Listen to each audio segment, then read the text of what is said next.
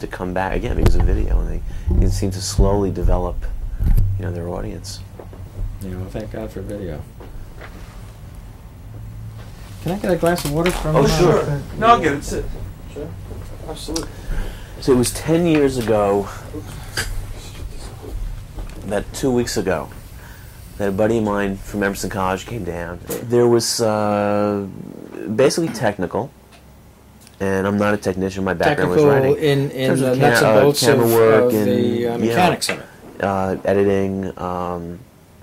At the same time, I think that most kids come out of film school, they can't really work as even apprentice editors. They don't know how to put trims away the right way. I mean, my girlfriend is an editor. She's cutting a picture for Vestron, and they have kids right out of film school, and you'd think that they'd know at least something of it. But basically in film school, ashtray, you throw trims in a paper bag, and you don't have to worry about putting them back in the right.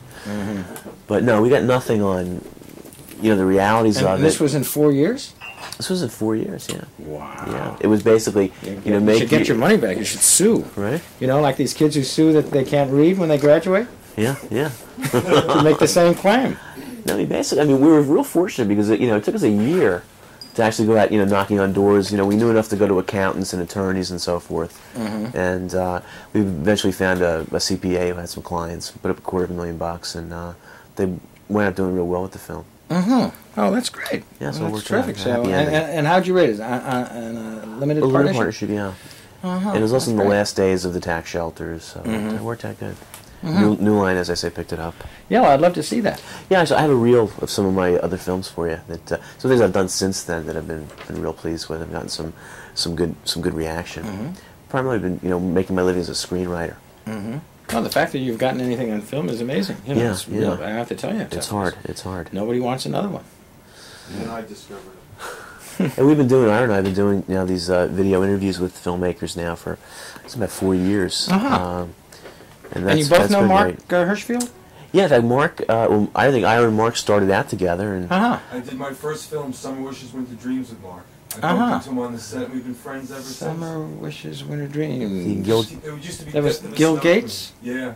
Right. Gil gave me my break. I did my first interview in college with him. We did 6 films together, and then he went out to L.A. I went to his kid's bar mitzvahs. He was like a father to me. Right, nice guy. Oh, yeah, extremely. I met him in Yugoslavia when I was taking Save the Tiger around, as a matter of fact. Ira introduced us, and I asked Mark to shoot a low-budget feature that I'm doing in May. So it's going to be he just got his first DP gig, and this will be his second. So he's finally going to get to. Oh, that's terrific. And what's he doing? This is the first one that he's going to do? The first one he's doing right now for Amos Kolak. It starts in February. And then our picture starts in. Our markets. Yeah. More opportunities. Okay.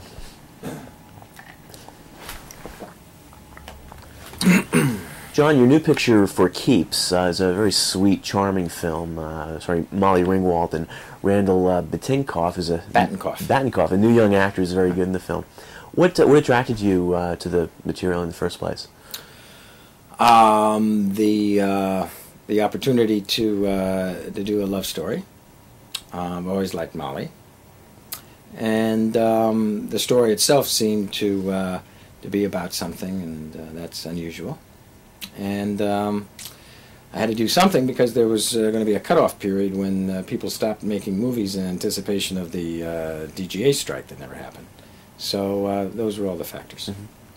Now, in working with Molly and Randall, Molly, of course, is a very experienced young actress. Randall is a relative newcomer. How did you kind of get them together to kind of build their relationship? Say prior to filming. Well, they went out a few times, and Randall is a very nice young man, and he did his homework, and they got along pretty well. He was the new boy in the block, and took a certain amount of heat because of that, but he performed very well under pressure. And you filmed the picture in Chicago?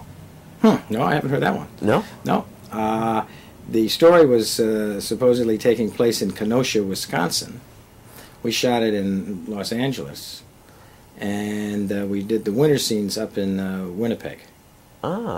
to make it look like Kenosha in the snow. And the closest we got to Kenosha was in Madison, Wisconsin, where we shot the university. I see. So we never got to Kenosha. Now, I'm just curious, when you start a picture, and it's the first day of shooting and everyone's gathered, are you the kind of director that maybe makes a little speech to cast and crew, or do you just kind of get right into it?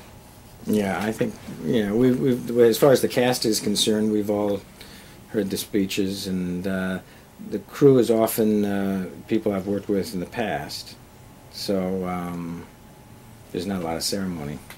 So let's get to work. I guess you have a core group of technical people that follow you from film to film. Yes. In the case of Jimmy Crabe, who is a cameraman in Los Angeles, and we've done a lot of movies together, starting with Save the Tiger, and his crew is often the same guys, and of course Bill Conti, that I've been fortunate to have 7 or 8 pictures with. So, and then prior to that, I made a lot of pictures with Ralph Boda here in New York, and the same crew on everything from Guess What We Learned in School Today to through Joe and Cry Uncle. It was all the same folks. In terms of your involvement with video, you were really one of the first American directors to cut on video. What were some of the advantages to that process for you? Well, I used the video editing process in conjunction with the film, with the 35mm film. In other words, I cut it in order that the 35mm film would be cut to conform with what I did on the video. So I was never concerned with the video ever being shown. So I would make copies and then it would start falling apart, but that wasn't the concern. So the process I use is a very simple process of transferring the dailies onto VHS, and breaking them down into a particular order that I'll know that I want the cassettes to be in. In other words, I want one cassette with a particular, say, scene 1 with the master shot, and then in cassette 2 I'll have the close-up of the person looking to the right, and then in the other cassette I'll have the close-up of the person looking to the left.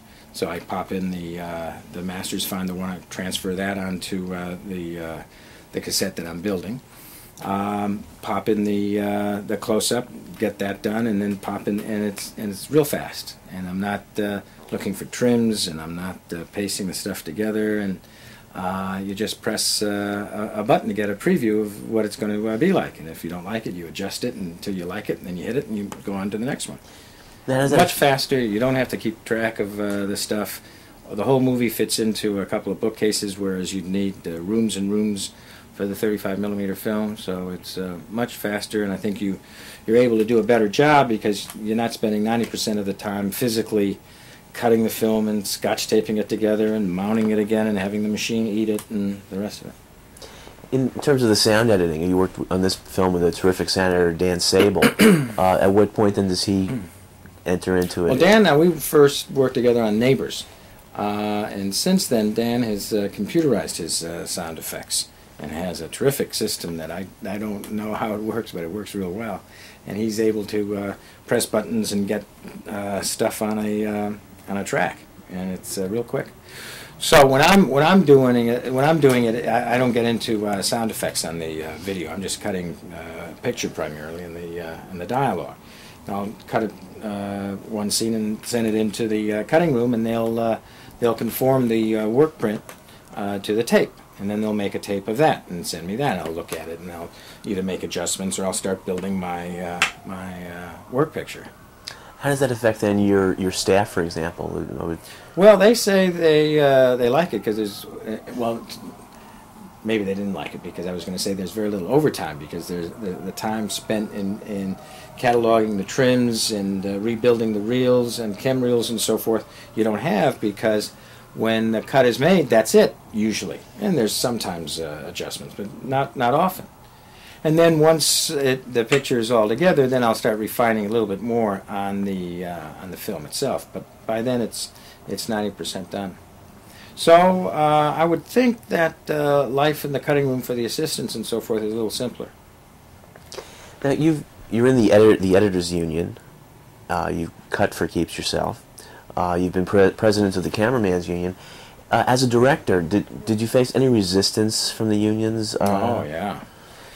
The reason I cut for keeps here in New York was that I applied for membership in the local in Los Angeles and was turned down. Reason being that in their contract it says one of the clauses that none of our members will perform more than one function on the film, meaning that if you're the editor, you can't also be the assistant, and if you're the assistant, you can't also be the apprentice, or vice versa. And I ran into the same problem with the camera local here in New York, and they had a similar provision, and because I wanted to operate the camera in addition to directing the movie. And they made the same objection, but eventually was voted down, because there again, if you're the operator, you can't be the assistant, and if you're the film loader, you can't be the DP, and so on, which is fine. In other words, they can make rules that govern their particular category, but they can't make, in other words, it would mean that if I wrote the picture, I couldn't photograph it. And that's not the intention. So anyway, I got nowhere with this argument in Los Angeles, and they refused me membership. So I was already in the local here, so we cut it here. Now, does you're obviously very, very... And the reason I think, to answer your question more fully, the reason I think is that they're afraid that all the directors will start cutting their own pictures. And I don't think that's a concern that has any reality in it. I think most directors welcome an editor to come in with They don't want to bother. They don't know how. It's not that it's so difficult, but I don't think most directors get into that, and they're used to working with an editor, and they often have an editor that they enjoy working with, and they have a good relationship going. And I always did it myself because I started that way, and I also figured that nobody would stay up as late as I will, covering all my blunders, and the cutting process is the last chance to save the movie. So I've always done it myself. Do you think, my next question was, this kind of, the different hats that you wear would seem to, come from your beginnings making low-budget features? Uh-huh.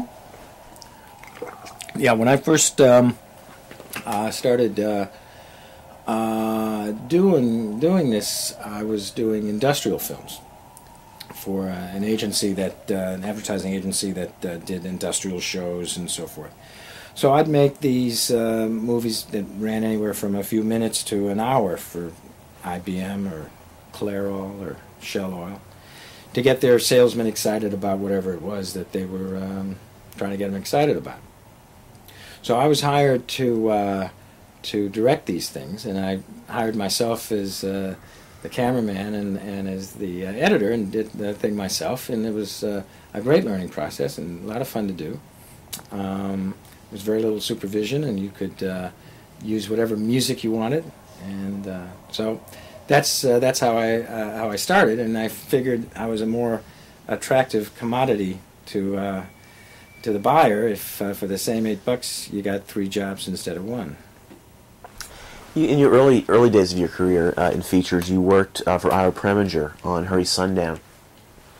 Is it true that he was as volatile on the set as perhaps some of the stories go? Yes, he was volatile, but also he could be very kind, and he was very generous to me, and gave me a lot of opportunities, and he only yelled at me once. We were down in Baton Rouge, and we were shooting in a courthouse, and Burgess Meredith was the judge. And the scene was about to be shot, and quiet had been called, and I was whispering to a friend in the sidelines, and suddenly Otto spotted me. He said, "Mr. Adelson, why is it that you write me letters that you want to work in my movies, then you come down here and you talk?" So I got nailed that afternoon. But that was rather mild from what I saw him destroy a prop man who had schlepped 2 armfuls full of pots and pans across the muddy plantation field down in Louisiana to see which one Otto wanted, right? And he just threw them on the ground and yelled at this guy, and it was terrible, terrible. So, and he would do this to actors. I remember there was some actor came in to screen test, did the scene, and when it was over, Otto said, "You call yourself an actor? That was a terrible..." No. This guy flipped out, grabbed Otto, got him down on the floor, and was about to punch him, and Otto looks up at him and says, "What's the matter? You can't take a joke?" He was quite a character. I learned a great deal from him. He worked with the camera very well. His work with the actors, I didn't see a lot of evidence of the time he took. I remember one scene that was late at night out in the swamps, and John Law was going to drive up in an old truck with Faye Dunaway. It was Faye Dunaway's first movie, and stop at this cabin in the woods. And just before they shot it, John looks at Preminger and says, "Now, refresh my memory, Otto. Where is it that I've just come from in this scene?" And Preminger says, "Where you come from is not your concern. You come up and you stop in the line. That's what you do." So that's one way of doing it. That technique I haven't embraced, but I learned a great deal from him. He was very nice to me. And you'd also worked for Arthur Penn on Mickey 1 for a time. Right. Arthur works much closer with the actors, and from my observation, didn't work as closely with the camera as Preminger, and I had just worked for Preminger before him, so I could contrast the two. But Arthur was much more involved with getting the best possible performance out of the actor, which he does very well. Your first feature as a director was a picture called Turn On to Love in the late 60s, what was termed a sexploitation film. At that time, what would that, how would you define that? Well, that was before the term porno and hardcore and so forth, and I think A Lady's Breast was about as exciting as it got. It was a world without pubic hair, and the language wasn't particularly exciting. The stories were usually pretty boring, and mine was really boring. It was a terrible picture. How was your experience directing your first low-budget picture? Well, that was it, Turn On to Love. We did it in 7 days for 15 grand on 5-year out-of-date Tri-X 35 that a 16 print was made of to cut. I didn't have anything to do with the cutting. And it was pretty bad. But it did okay, made some money for the producer, and it got me the opportunity to do the next one, and then the next one, and the fourth one was Joe, and that made it a little easier. And Joe is truly a sleeper. How do you account for that? And was it the timing on that? The timing couldn't have been better. Norman Wexler, who was an old friend of mine from the advertising business and was a playwright, had thought of this idea, being inspired by Agnew and his rantings about the silent majority, and an article by Gail Sheehy in New York Magazine on titled "Speed is of the Essence," about a drug dealer and a socialite girl from Connecticut and so forth. So he had this notion that these two things would intermingle, and told me the idea and gave me a 5-page outline, which I thought was terrific. And I tried to sell it to Canon at the time, and they weren't interested. And a few months later, while I was finishing up another picture, guess what we learned in school today? They came and said, "You have to make something for us, because this script that we raised money on is no good, but if we don't make something, we have to give the money back. We don't want to do that." So I said that outline I showed you would make a good movie. I think you ought to consider that. So they said, okay, out of desperation, and we made the deal that afternoon, and 4 weeks later we were shooting the movie, and during those 4 weeks Norman wrote the script. So it all happened very quickly out of desperation and not out of any great knowing that it was going to be a successful movie. So that was made in January of '70, and then in May of '70, a bunch of construction workers down in Wall Street did battle with some Vietnam War protesters, and the term hard hat was coined to embody this mentality and so on. And then that July, Joe came out, and here was this guy that we've been reading about, spouting all this stuff that was right below the surface in the society at the time. So it struck a lot of responsive chords, and it was a great example of good timing. You also, in that film, introduced filmgoers to two terrific actors, Peter Boyle and Susan Sarandon. How did they come to be cast? We did about a two or 3 week intensive casting period. Susan came in and knocked me out. She had a great set of blinkers, and she was very good, and she was right on the money.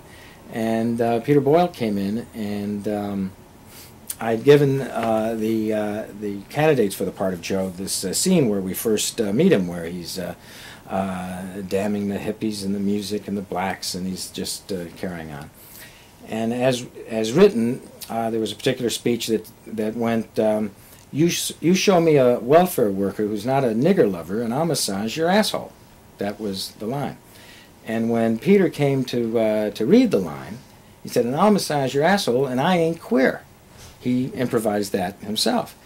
And I knew right then that this was the guy, because what a perfect addition to dialogue, because a guy in Joe's situation would certainly say that, because he would want to make sure that nobody would get the wrong idea. So I was sold on him, but Cannon felt that he was too young and didn't look old enough for somebody who'd been in World War II. So we went with another actor who ended up slugging a sales lady at Bloomingdale's and peeing on the escalator. So we decided to go with Peter Boyle, which I'm very pleased that we did. Interestingly, after the great commercial success of Joe, you really continued to work in low-budget independent features. I assume that the Hollywood came calling after Joe. Well, as a result of Joe, I was able to do Save the Tiger. Jack Lemmon had seen the movie and liked my work and so forth. I did a couple of pictures after Joe before Save the Tiger, Cry Uncle and The Stoolie with Jackie Mason. Where does OK Bill fit in time-wise? OK Bill, a.k.a. Sweet Dreams, that was its first name, was the second picture I did. And then after Joe came out, nothing happened after I did it. Nobody fainted. So after Joe came out, they figured I put in a more political soundtrack, and because Joe worked, they called it OK Bill, and it had a very limited release. Mm-hmm. Save the Tiger is a fine film. It won Jack Lemmon the Academy Award. In working with Mr. Lemmon, you seem to have shorn him of some of those mannerisms that he has exhibited in some of his comedies. How did he, respond to that, to your direction? Well, when I was auditioning for the job and went out to meet Jack Lemmon, I said to him that I've always been a big fan of yours and I've always loved your movies, but if I do this, if you end up choosing me to direct it, I don't want to see you in it. He said, what? I said, well, I know the eyebrows and all that stuff that you do. I'm going to try to get you not to do it because it always reminds me of you and gets in the way of the character. And he said, that's great, Slick. He said, you keep your eyes open. So we started doing it. I got the job, and there'd be I'd see an eyebrow or something, and I'd say cut, and I'd come over, and before I'd even open my mouth, he would say, you don't want the eyebrow, right? And I said, yeah, let's try it without the eyebrow. I said, okay. And he was delightful. He was I was very fortunate in having an actor of his magnitude on my first picture in Hollywood, because he made it very easy for me. In many of the pictures in which you've worked with, kind of the major movie stars, perhaps you've had a less happy experience than when you've worked with some of the lesser-known people, when you've worked with a Peter Boyle or a Sylvester Stallone or Ralph Macchio, as opposed to working with, say, a Burt Reynolds and WW and the Dixie Dance Kings or Belushi and Neighbors. Do you have do you lean more towards the relative newcomer as opposed to the major movie star?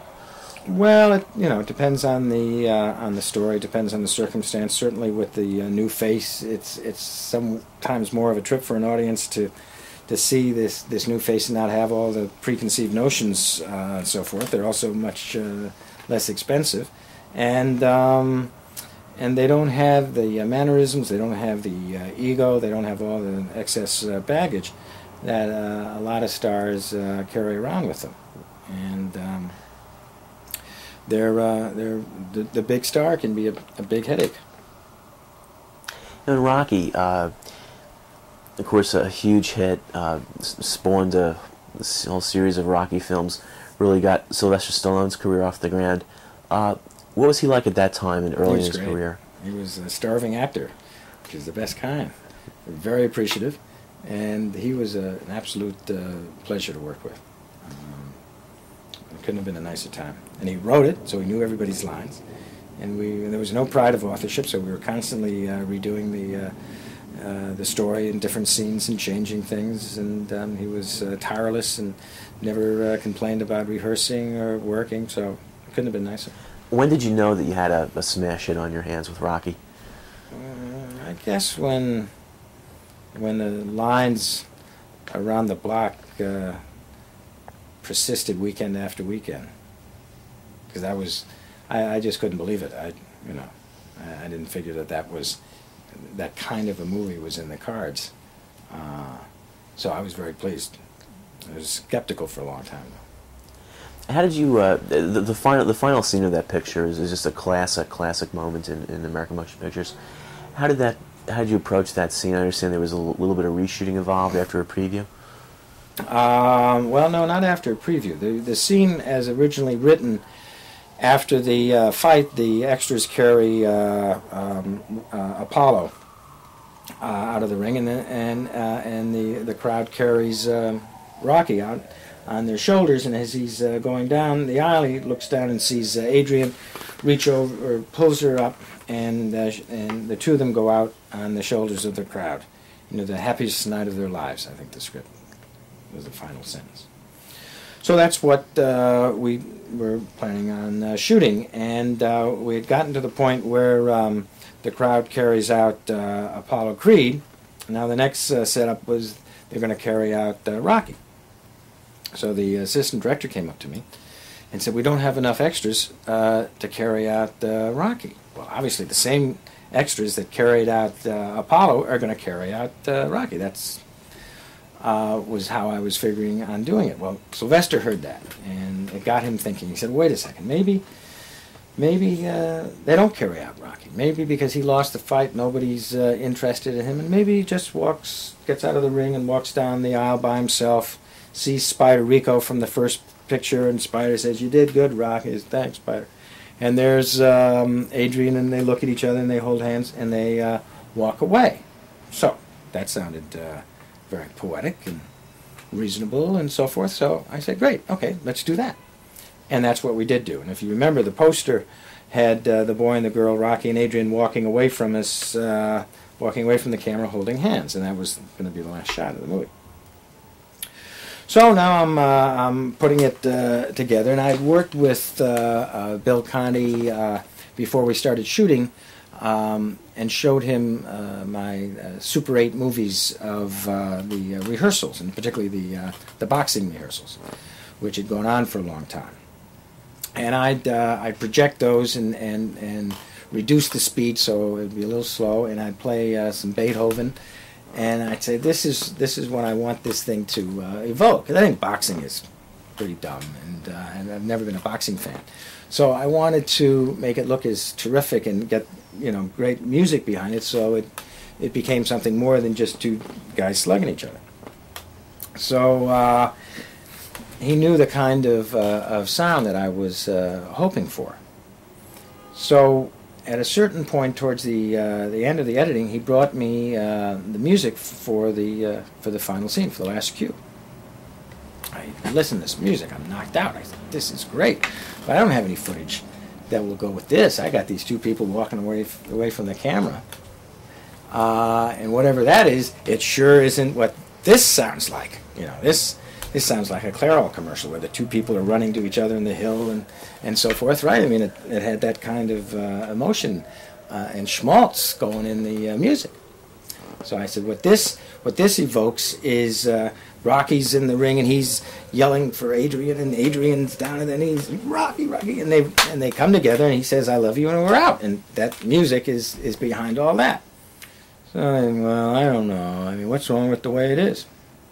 So I transferred the music and cut some film. I didn't have the footage that I needed, but I had crowd shots or pictures of them. And I said, now you got to imagine that when you see this thing now, you're going to see these other shots, but at least you'll see shots and music, and you'll see the thing. And so I played it with the music. They said, oh, okay.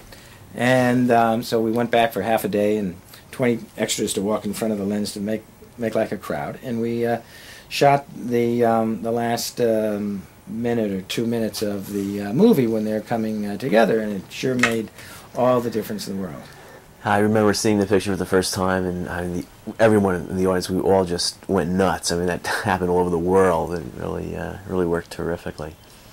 Now, yeah, well, that was Bill Conti's music, which his score wasn't even nominated for that movie, which I think was a great omission. Huh. But he made a beautiful contribution to that picture. Of course, you won let's not forget, John Avildsen's direction, which won the Academy Award that year. You must have been inundated with offers after winning the award. I mean, how did you try to maintain your, keep from floating off the ground? Well, it certainly was a rush, and a lot of stuff did come my way, and I made a lot of poor choices, and reeled with the impact of success through a number of Turkey movies. And then got lucky again with Karate Kid, which of course has some parallels to Rocky, not the least of which is kind of like new fresh actors. Ralph Macchio and Pat Morita, just such a wonderful chemistry in both pictures. In terms of again developing their relationship, was there anything you kind of did to help that along?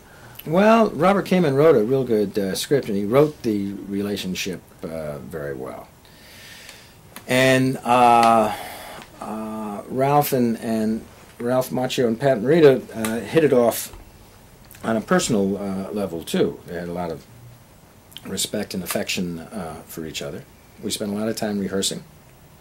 I'd videotape the rehearsals, and we worked in a very informal and friendly atmosphere, and that friendly atmosphere makes a big difference. If everybody's liking each other and having a nice time, the work that comes out the other end is always better, because the energy is going to that rather than, is Charlie angry today, and who's freaked out in the last 20 minutes.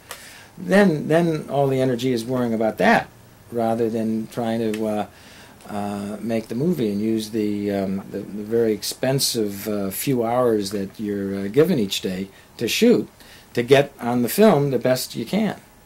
And that's tough to do. And it takes a lot of concentration, a lot of cooperation and so forth, because the time is so precious and there's so little of it. So you got to really be together, or otherwise it doesn't work as well.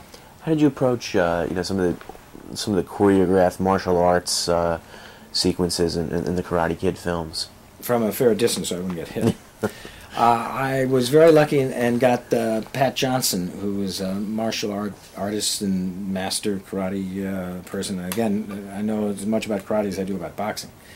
And Robert Kamen, who wrote the story, is a black belt, and he knows all about that. So I listened, and I said, "Oh, that's a nice step or sock or whatever it is, but could you do this and still be true to it, and make a nicer picture if you did that? And they said, oh yeah, sure. So we all worked closely with one another, and we rehearsed for weeks and weeks. Every blow, which was a technique I learned in Rocky, that you can't improvise something like that. You have to get it down. And I eventually had Sylvester write, it ended up about 16 pages of lefts and rights and ducks and all this stuff. And over the weeks prior to the shooting, they learned it like a ballet, and the same with the karate. So when we came to shoot it, it would look as good as it could, given the time that we had, and nobody would get hurt. And I'd also be able to figure out the best angles to shoot the various kicks and blows and punches in order to make them look convincing.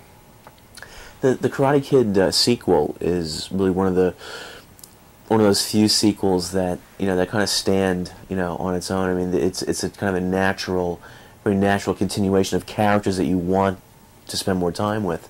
You, I assume, developed the script with Bob Kamen? Karate Kid Part 2. Yeah. Yes. Yep. We spent a lot of time working on it. We're very pleased with how it came out, and had a great time in Hawaii shooting it. Just going back to some of the pictures, the formula, a very complex, complex weaving in and out plot, like kind. Yeah, it was. I remember I read the galleys before the book came out, and I couldn't understand. I kept reading it and going back and calling up Steve Shagan and saying, well, "Wait a second! If they did that, then that would mean that the German. But why would they do that?" He said, "I don't know." So I found it a very convoluted plot, and learned a very expensive lesson, because I was betting that the movie wouldn't be made, and they optioned my time to get the script and a cast together, and I said, okay, sure, I'll give you the next 60 days. And because I thought that within those 60 days, somebody would surely realize that this thing wasn't that, it was too complex, and they would turn it down. They would stop, and I'd walk away with a fistful of dollars and not have to make a movie. I got caught. They made the movie. Interestingly, Brando is always fascinating to watch, and it just occurs to me, I mean, I remember at the time, it was quite a coup. I mean, everyone was offering Brando millions of dollars for everything under the sun. COD. He got paid every day in cash. Is that so? That's true. How was can you describe your first meeting with Brando? We went up on Mulholland Drive to see him one afternoon, and he was very cordial, and we started talking about the story, and he started telling us how he imagined this character, who was sort of patterned after a Arm & Hammer type of oil magnate. And he saw this guy living out in the desert as like a desert rat, with big dish antennas, but being sort of a recluse and a hermit and so forth, and walking around in rags and so on. And he described this guy very eloquently. And Steve Shagan, who was the writer-producer, was sitting next to me, and I could sense this poor guy was dying. That, here Brando was creating this totally different character. So he was saying, "Oh, well, sure. I guess he could live in the desert, yeah." And this is making no sense to me at all. And so Marlon finished, and I said, I don't know. I see this guy as one of those guys with the coat and the vest on the cover of Time magazine. I mean, he's the establishment. Why make him some kind of screwball? So there was a long pause, and Brandon said, "Okay, I was just testing you." So he was once he signed on, he was a pleasure, a lot of fun, and very funny guy. bits like, for example, the scene where Brando and Scott are in Brando's office, and Brando offers the milk duds. Right, that was Marlon's suggestion. That was originally written as "have a cigar," and he said, "Why didn't he offer him some milk duds?" So I said, "Get some milk duds," and he was constantly coming up with that. How about the bit where he's hiding, where he's obscured by the Again, that was the tree. his suggestion. Unfortunately, some of his best stuff, which was in the first scene where we meet him in the grand palatial estate, and he's having breakfast in his French butler. There was that scene went on for a couple of minutes more, where he was doing outrageous stuff that was just hilarious. But David Beagleman, who was the convicted felon that was running MGM at the time, didn't think it was funny. Neighbors must have been an incredibly difficult experience. Sure. On Neighbors. Yeah, you know what? The thing I remember, I think the best about Formula besides Brando is that. And then the young lieutenant.